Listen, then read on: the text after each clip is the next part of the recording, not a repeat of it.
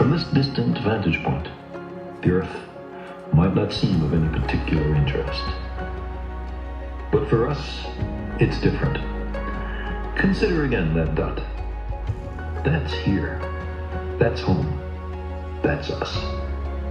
On it, everyone you love, everyone you know, everyone you ever heard of, every human being who ever was, lived out their lives.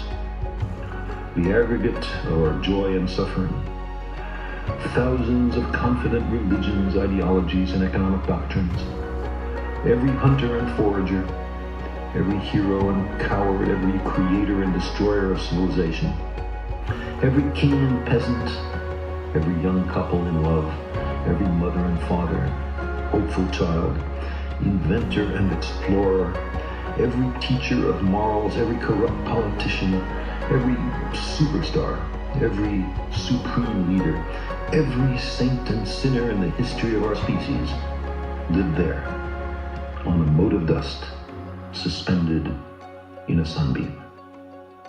The Earth is a very small stage in a vast cosmic arena.